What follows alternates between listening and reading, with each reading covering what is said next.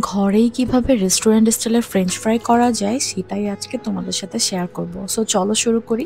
So French fry করার জন্য আমি 4টা আলু নিয়েছি আজকে, আর এগুলো সুন্দর করে কেটে নিয়েছি। কেটে নেওয়ার পরে আমি মিনিমাম 3 থেকে 4 বার আলুগুলো ওয়াশ করে নিয়েছি সুন্দর করে।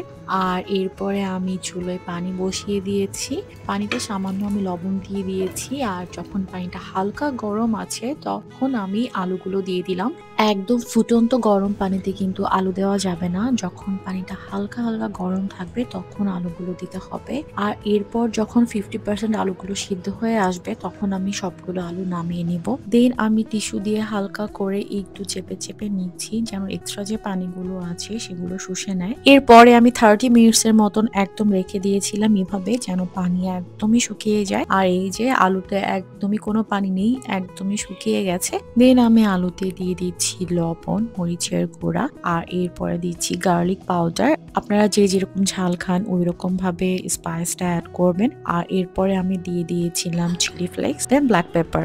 এবারে সবকিছু আমি ভালো মতো মিশিয়ে নিব। তারপরে আমি দিয়ে দিব কর্নফ্লাওয়ার। কর্নফ্লাওয়ার দিয়ে এবারে সবকিছু সুন্দর করে মিশিয়ে নিতে হবে আবারও, যেন কর্নফ্লাওয়ার সবগুলো আলুর সাথে সুন্দর করে মিশে যায়। আর এই যে এই পর্যায়ে আমি আলুগুলো ফ্রিজে রেখে দিয়েছিলাম প্রায় 4 to 5 আওয়ার্স এর মতন, বাট আপনাদের কিন্তু 12 আওয়ার্স এর মতন ফ্রিজে রেখে দিতে হবে। আর ফ্রিজ থেকে বের করে একদম ডুবো তেলে ভেজে নিতে হবে, তাহলে আপনাদের ফ্রেঞ্চ ফ্রাই একদমই মচমচে থাকবে। আমার হাতে সময় কম ছিল, সেই দিন আমার বাসায় গেস্ট এসেছিল, তো সেই জন্য আমি 4 to 5 আওয়ার্স এর মতন ফ্রিজে রেখেছিলাম। বাট আপনারা যদি 12 আওয়ার্স এর মতো রাখেন তাহলে আপনাদের ফ্রেঞ্চ ফ্রাই আরো বেশি পারফেক্ট হবে। দেখেন ফ্রেঞ্চ ফ্রাই গুলো কিন্তু দেখেই বোঝা যাচ্ছে যে অনেক ক্রিস্পি হয়েছে।